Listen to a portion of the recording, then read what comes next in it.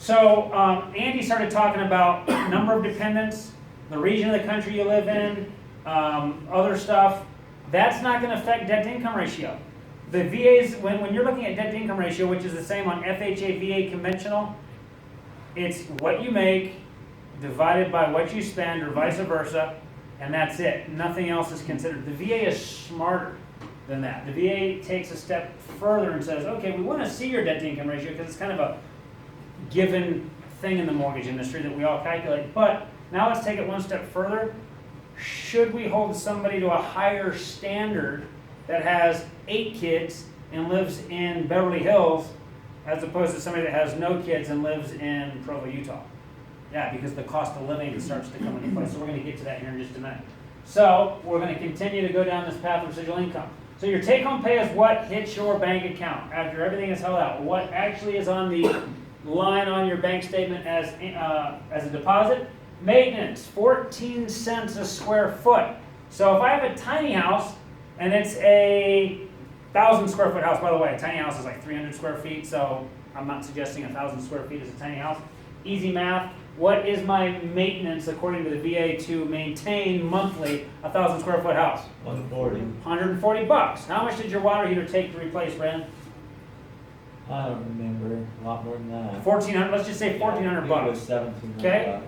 It doesn't mean you're going to spend $140 every month on maintenance, but over a year's time, the smaller the house, the less you're going to spend in maintenance. The larger the house, the more you're going to spend. Okay? So, mortgage payment. This becomes very important, this maintenance, when we get into 201 and 301. I have seen loan officers get somebody approved for a home. They have a DU approval. If that doesn't make sense, it will in another training. Then once the person goes and finds the home, the whole thing goes kerplunk because they approved them at like $140 in maintenance a month, and then they went and made an offer on a 6,500 square foot house, and now it's $800 a month in maintenance, and the whole deal falls apart. So you got to get this down. This isn't here just to teach you something. Understand the concept. If you're talking to a borrower up front, you're going to say, well, how big of a house are you looking at? Because you have no clue. They're like, I'm going to go buy a $500,000 house, and you're thinking, hey, I live in Utah County. That's probably a $3,000 to 4,000 square foot home. But in Sacramento, California, it might only be a 1,200 square foot house. So you got to ask them about how big is the house that you and your spouse or whoever will be looking for, so you can calculate this correct up front. Okay?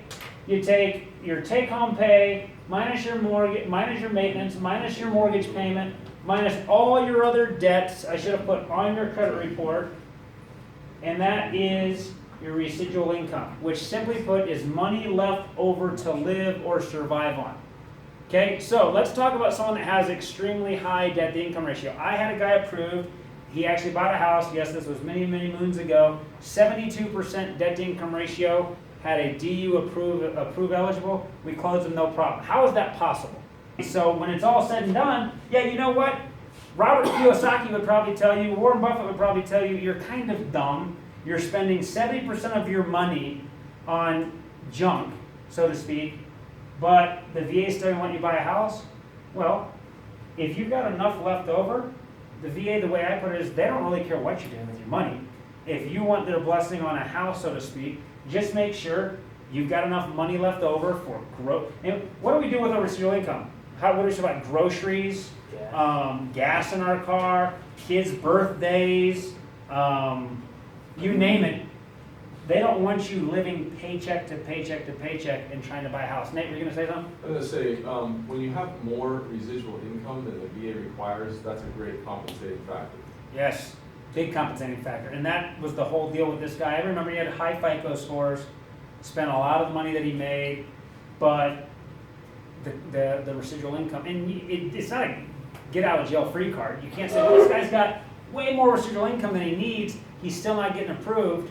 It's not a shoo-in, but it certainly helps the cause. So I think we have one more slide on residual income. So this is what Andy was talking about. Once you calculate that residual income on a VA loan, you then take the results, or what the residual income is, and you have to go apply it against a checklist, so to speak, which we will go into more detail in a future training. The larger your family, the more residual income you better have. So I could have 2 veterans that both have $2,000 in residual income. One gets approved for the loan, the other doesn't. Why would that be? Well, one guy may have a bigger family. What else could affect it? Your region of the country you live in. It's way more expensive to live in Manhattan than it is to live in Linden, Utah. That's just how it goes. Matter of fact, trying to survive in New York City on $5,000 of residual income is probably impossible. Your parking fees alone are probably that much. Okay? So a family of 6 in California is going to need more residual income than a family of 6 in Alabama. Family size is the same. The region requires the guy in California to make more money. He's chosen to live in a state that is more expensive. It is possible that a family of 3 in California could need more residual income than a family of 6 in Alabama, simply because the cost of living in one region is substantially higher than somewhere else. We're not going to go over a residual income table today, but what it does is it shows you family size, that's how many dependents, husband, wife, or just single mom, single dad, how many dependents, and where do you live, and your loan size. Those are the 3 variables on a residual income table. Again, if I'm going to buy a $100,000 house and I have 6 kids in California, I don't need as much residual income as if I'm going to buy a $1 million home in California with 6 kids. Any questions on residual income? Any comments? Anything I missed? Nate, keep me on my toes. Did I get it pretty good? Yeah. Okay, from a basic standpoint, there's no question. So, we're going to summarize all of the VA full file facts that we've gone over today. Number 1, the VA will not allow a borrower to get a loan they can't afford. You can't state your income higher. There's no liar loans. There never was before the housing collapse, and frankly, there's never going to be. If you can't afford the house, don't try to use your VA home loan benefits. Okay? To be a successful loan officer, processor, any mortgage professional, learn to determine early on in the game if they can afford that home. And we'll talk more about that in 201 and 301. There are ways that you can tell after a simple 15 to 20 minute phone conversation whether or not somebody's just got a pipe dream or you need to bring them back to reality. Nate, Ike, Dan, anybody else, Brandon, Andy, anybody talk to a borrower when you're talking to them on the phone, hey, they got great income, they got good credit scores, and somebody has led them to believe that they can afford like a $400,000 house, and they're convinced that they're going to be able to afford it, when you know very well if they don't start looking for homes in the $250,000 range or lower, it's just you're not going to get anywhere with them. Does that happen? Yeah. Happens. There's 2 ways to be a loan officer there. Well, this guy's wasting my time, I'm going to move on to the next person, or educate them. Just take them through the same scenario I did. It all comes down to residual income with the VA. I know you want a $450,000 house, and yeah, you could probably do it and have $10 left over every single month. That's not going to fly with the VA. Let's bring you back to reality. Let's start looking for some homes that are closer to $200,000 or $250,000 because that's all you can afford. Okay? Ike, I'm going to correct you. VA full files aren't a pain in the A. If they are right now, we're going to change that. But I'm going to also be realistic. They do take more work. Okay? VA full files take more work. What do we have to do on a VA full file that we don't on a Streamline? Income. So there's more work. I got to document income. I got to document employment in most cases. What else? Appraisal. I got to get an appraisal. Okay? I got to do inspections. We didn't talk about that. Inspections, termite inspections, septic tank inspections. Who's had to deal with septic tanks and wells? Okay? Septic. All sorts of stuff. It is more work. I'm not going to make you guys think that it's less work, but it doesn't always have to be more difficult. Anybody close a full file in less than 45 days with maybe 1 or 2 underwriting conditions and you're good? Brandon? It just goes, my brother's conventional purchase last week with 30 days. 30-day conventional purchase within 30 days. Anybody have streamlines that have taken more than 30 days? Yeah. More than 60? Yeah. More than 90? Jed Harbin had one that took 9 months. This is no joke. It took 9 months. I think he has the record. He's very persistent. Okay? So they're not harder. Yeah, they take more work, but they're not harder. They don't have to be harder. And that's where 201 and 301 will come into play. It all comes down to how much work you do up front. The more time you take up front to set the right expectations for the borrower, and if your expectations are clear in your own head, these things don't have to be any harder than a streamline. Dan? So on your first initial phone call, do you actually go over all of that information that we went over today? It's been a long time since I've had a phone call with a borrower, so I'll probably defer to somebody else that's done it.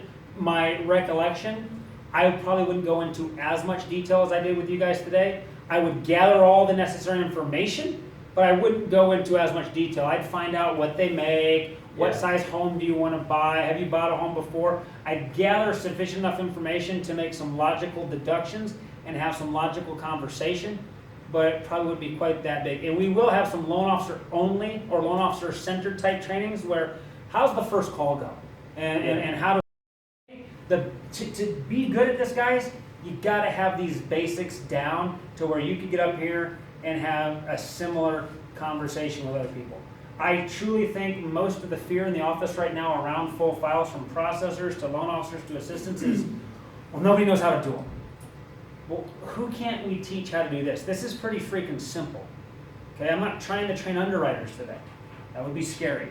Okay, but you don't have to be able to underwrite a file to be a great loan officer, a great processor, but you have to know these basics just as well as a processor or an underwriter knows the basics. Nate, what were you going to say? I'm just saying, in answer to Dan's questions, I mean, I think Tim always talks about how we set ourselves apart from the competition.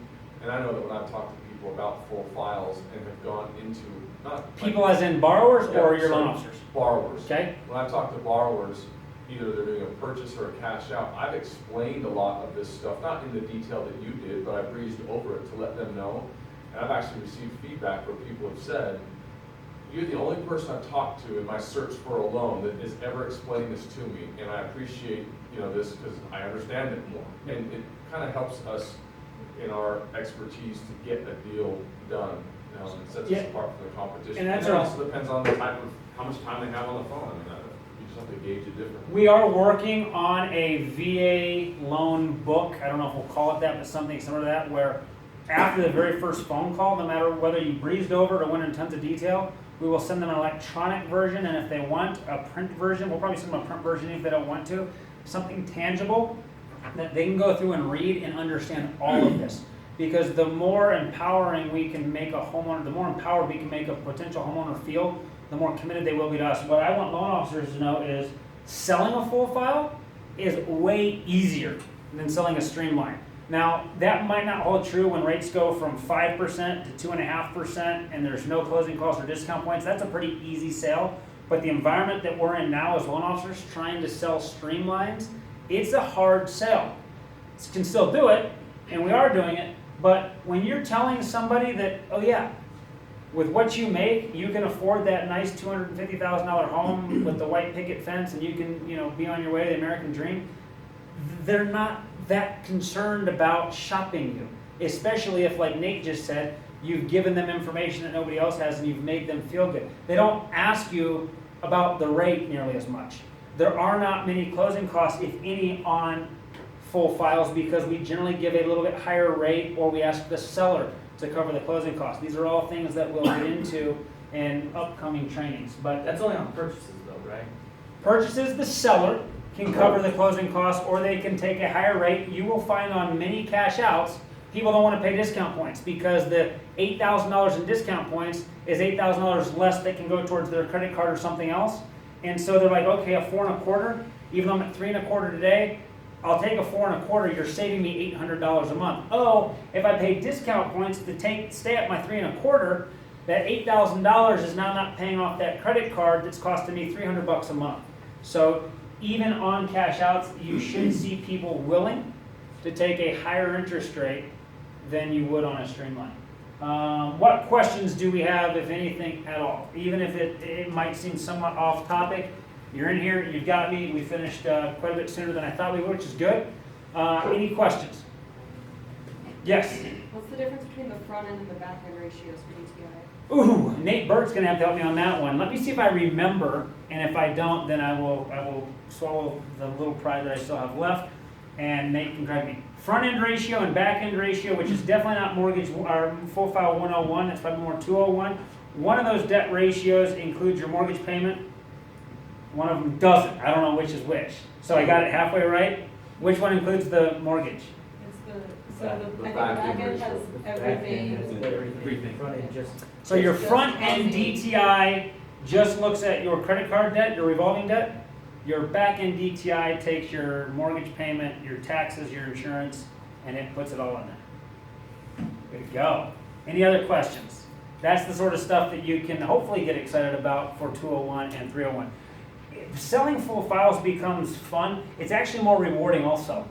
I can't speak for a processor because I've never processed a full file, but from a sales perspective, there's a more rewarding feeling when you can help somebody buy a house or get out of debt. There's a lot more to it. So, any other questions? Was this simple? Okay, it's not hard, guys. Full files are easy. Here's my dedication. My dedicated to you guys, no matter what your position here is at the office. I know there's rumor running around like, oh, this happens every time, rates go up and low V rate starts to dip their toes in the full file game, and then somehow interest rates come back and we shove everything to the corner and we go right back to streamlines. That has been true historically. I will also tell you, if 2.75 30-year fix comes back this summer because something crazy happens, we're going to have a mass exodus towards streamlines. I would be lying to say I won't. That wouldn't be. We are not going to slow down our focus and effort on full files as an organization. However, there are loan officers that don't jump in and out. They're like, let the low VA rate guys, pilfer the nation of streamlines. I'm going to keep on doing what I do because I don't like the up and down. A little bit different times right now. There's some stress in the office. There's some stress amongst all of us. I'm hoping that we're on the tail end of that because we have some really cool things coming. It all starts with these trainings, but if you don't feel confidence from me, then you're not going to feel confident. I'm telling you, we'll be successful doing full files. We will. Hopefully you're all with us and you're all mentally in that. Doesn't mean it happens overnight, but we're not talking it's going to be June before we start doing full files. No, Brian Bailey's team did 15, 16 full files this month. Nate's team has double digits for next month. It's happening. Okay, I know Brandon on Andy's team, did a conventional purchase. I didn't even know we were doing conventional purchases down here, so kudos. This stuff will happen, but you got to have your mind in it. And to the extent that I can help you be optimistic about it, there's a lot of opportunity for us to do a lot of good things. So with that, we're done. Thanks.